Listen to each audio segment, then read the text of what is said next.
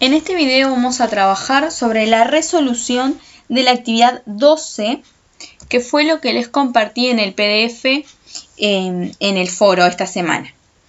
Entonces, ustedes ahí tenían que acceder a ese link que yo les pasaba y tenían que extraer dos conclusiones. La primera hacía referencia a qué figura se formaba al mover el punto C de la representación y la otra, qué condición formaban los puntos que formaban a cada figura en cada caso. Entonces, si ustedes en cada caso deslizaban, activaban la opción mostrar rastro y deslizaban el punto C, este punto C, se iba formando eso que ahí queda marcado en azul.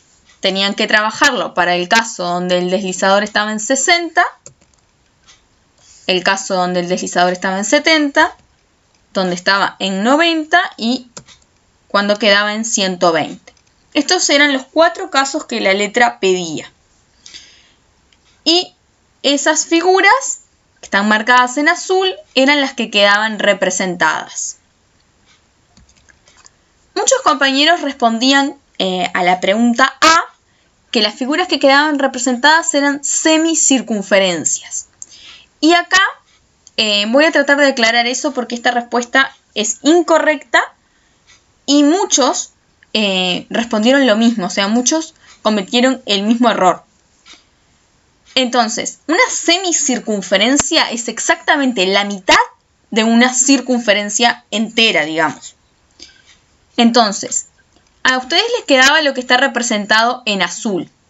Si completáramos eso para obtener la circunferencia entera, yo acá lo completé con amarillo, entonces para hacer lo azul, para hacer una semicircunferencia, lo que tenemos en amarillo, o sea, lo que nos falta para completar la circunferencia, tiene que ser igual a lo que tenemos en azul.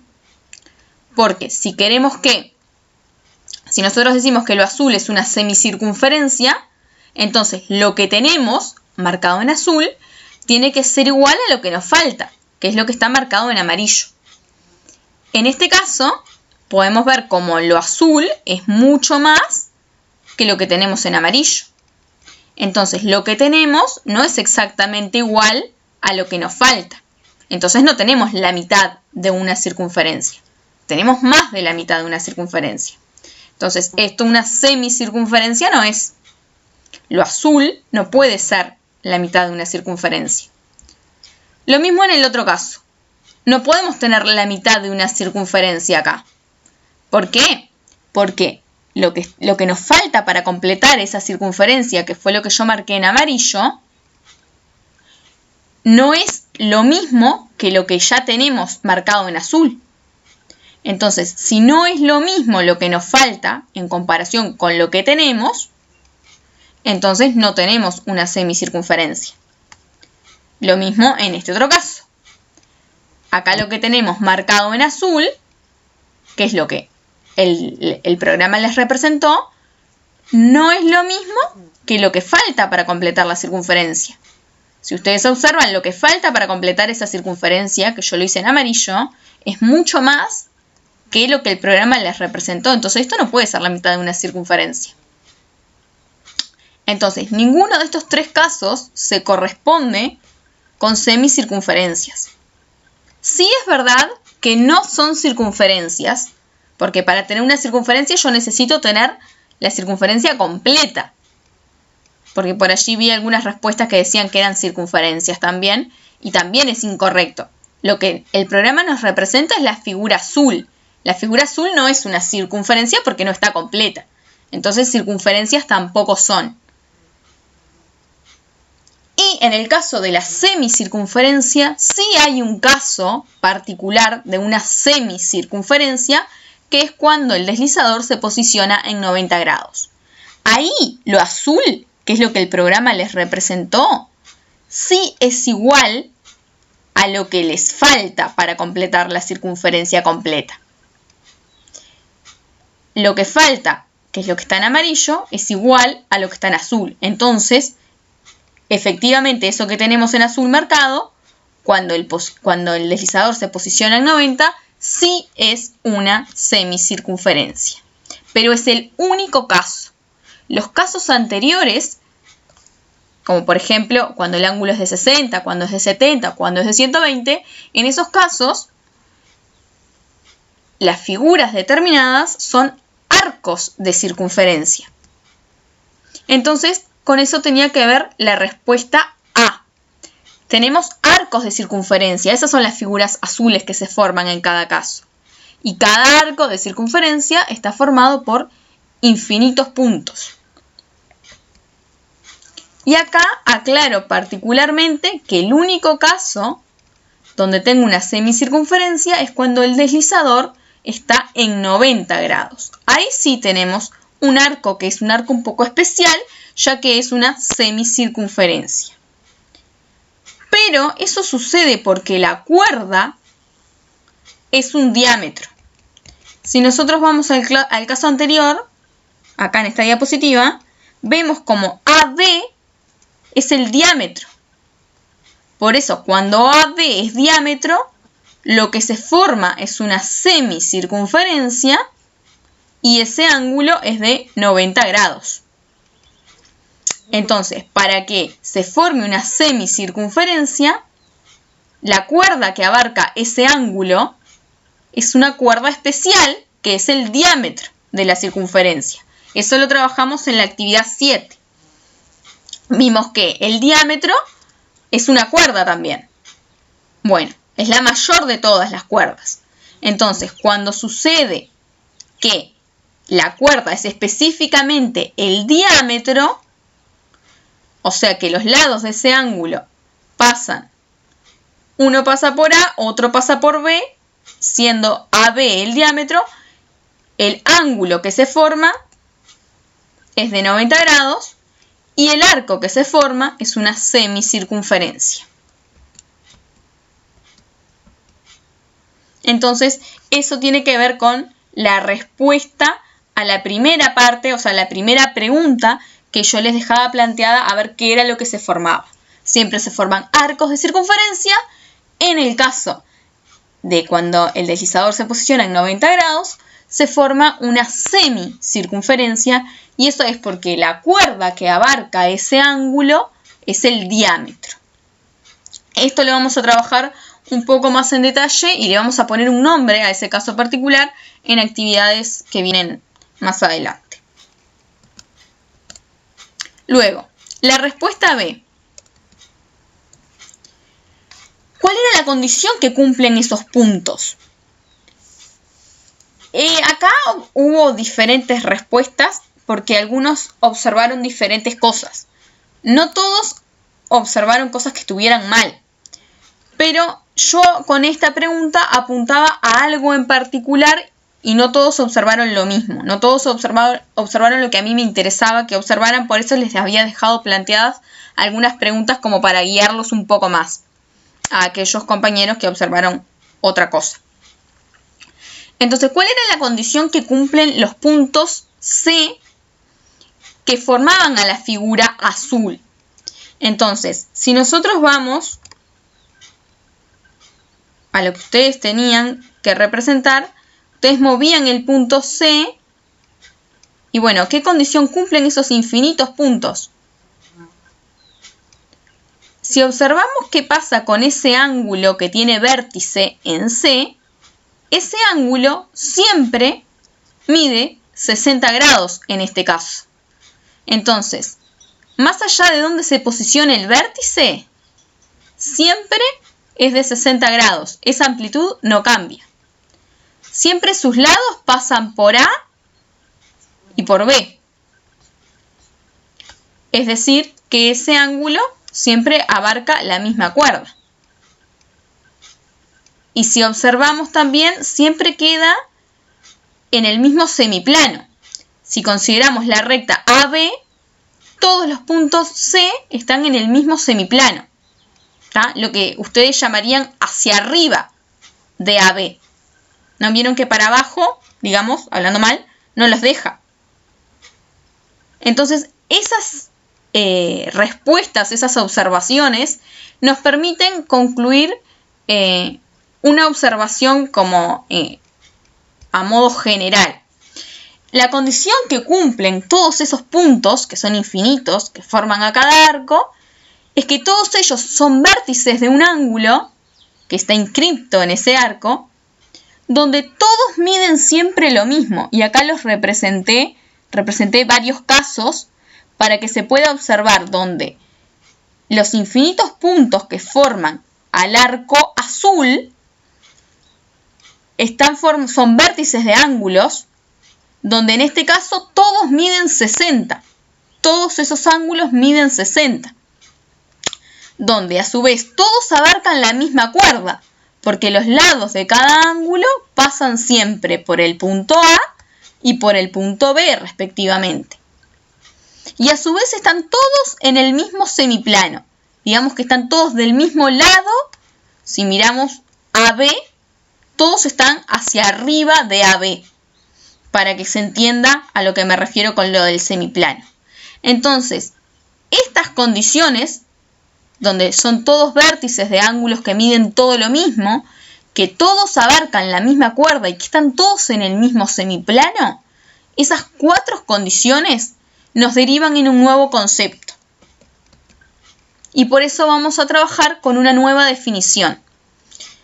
Les voy a pedir que los que tuvieron errores en la parte A y B y no llegaron a corregirlos, escriban lo que ya está escrito, y aquellos que de repente no completaron todo lo que yo escribí allí, agreguen lo que les falta. Por ejemplo, si solamente pusieron que se formaban arcos en la parte A, bueno, agreguen el caso particular de la semicircunferencia. Pero esto no lo tiene nadie, así que esto lo van a tener que copiar todos. Y es una nueva definición sobre un concepto que es nuevo para ustedes. Gracias a lo observado en la parte B, es que podemos definir un nuevo concepto.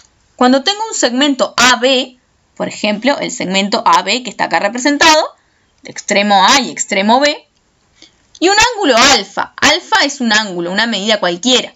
En los casos de la actividad eran 60, 70, 120, 90, da lo mismo, una medida de un ángulo.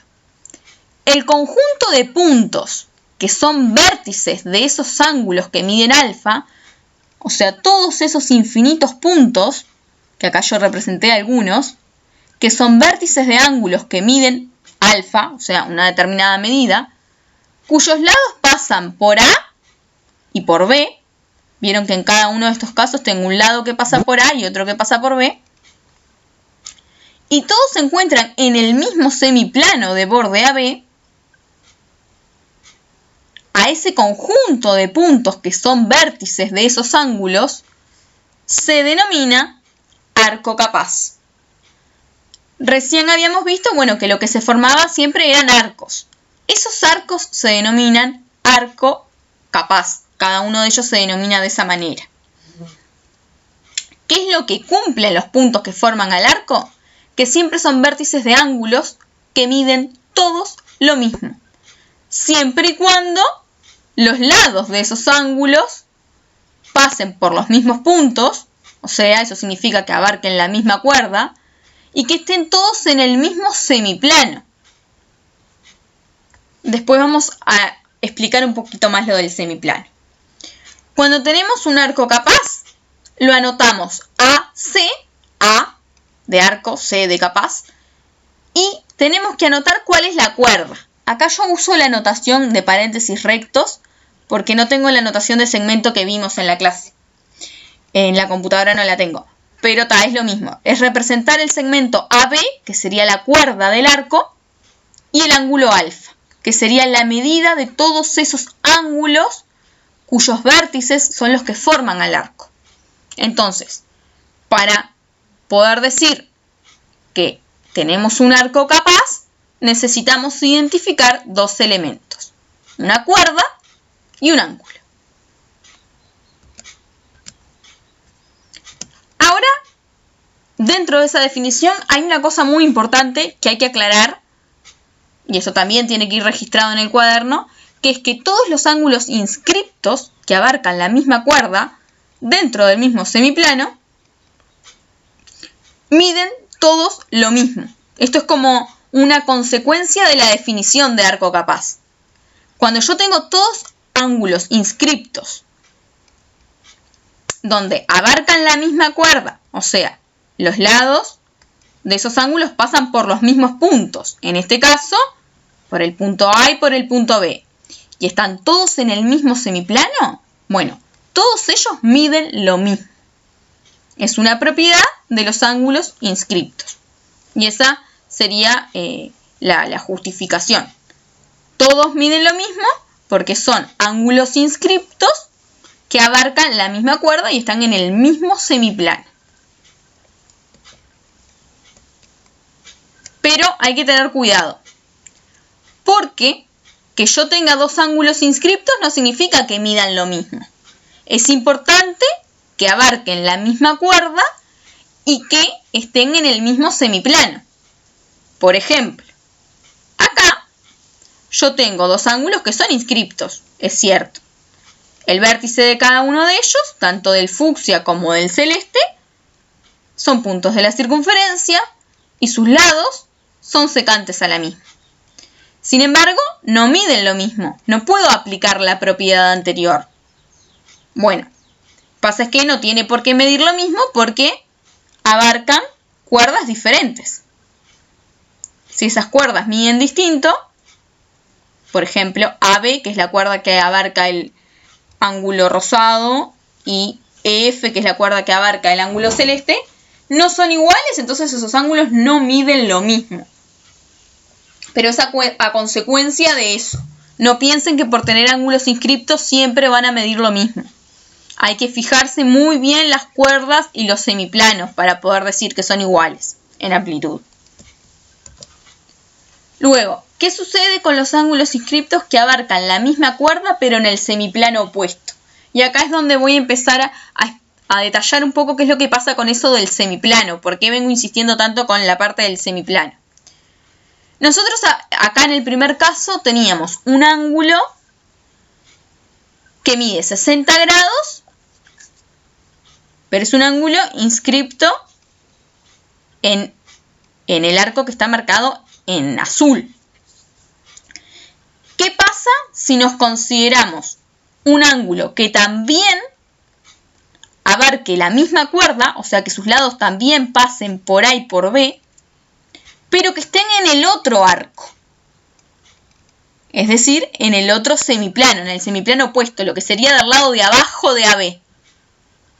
Si nos damos cuenta acá, el que yo representé en violeta, que es el que está en el semiplano opuesto, no mide lo mismo que el que está en el semiplano de arriba, por decirlo de una forma que se entienda. Entonces, si nosotros tenemos este ángulo, que está marcado en violeta, mide 120 cuando el otro medía 60. Evidentemente iguales no son, pero existe una relación entre ellos. Y esto no se los pedí porque me pareció que capaz que era un poco complicado de ver. En el caso donde tenemos un ángulo en el semiplano opuesto marcado en violeta que mide 110 grados. Bueno, el de arriba medía 70. Acá en el semiplano opuesto yo marqué en violeta el ángulo de 90, cuando el que teníamos arriba en el semiplano opuesto también medía 90. En este caso sí son iguales. Pero vemos que no siempre se cumple. Por ejemplo, acá el que representé en violeta mide 60, cuando el que tenía en el otro semiplano medía 120. Iguales no tienen por qué ser siempre, pero siempre cumplen una relación. Si observamos cuál es la relación, es que el que me queda en el semiplano opuesto siempre mide 180 menos el que tengo en el semiplano de arriba. Todo esto siempre y cuando abarquen la misma cuerda, o sea que sus lados tienen que cortar a la circunferencia en los mismos puntos. Entonces, en este caso, los ángulos abarcan la misma cuerda, pero están en semiplanos opuestos. Los rojos están en un semiplano, en lo que sería la parte de arriba del semiplano de borde AB, y el violeta está en el semiplano de abajo. En esos casos, esos ángulos miden, o sea, la suma de esos dos juntos es de 180 grados. Eso significa que si yo conozco la medida de este ángulo, bueno, el que está en el semiplano opuesto y abarca la misma cuerda, va a medir 180 menos el ángulo de arriba. Esto siempre y cuando abarquen la misma cuerda, si no esta relación no se cumple. Entonces, cuando tengo ángulos inscriptos que abarcan la misma cuerda, pero están en semiplanos opuestos, la suma de ellos dos es de 180 grados. Eso significa que si me dan, por ejemplo, el ángulo de arriba, que mide alfa, ya sé que el de abajo va a medir 180 menos alfa. De esta forma, en amarillo, queda determinado otro arco capaz. La cuerda es la misma, sigue siendo AB. Ahora, el ángulo, no. El ángulo ya no es alfa. En este caso, es 180 menos alfa. Y esta relación se cumple, e insisto en esto, siempre y cuando abarquen la misma cuerda. Si no abarcan la misma cuerda, no se cumple. Por eso la notación acá sería arco capaz de cuerda AB y ángulo 180 menos alfa. Y eso sería la resolución de la actividad y la explicación de lo que es un arco capaz.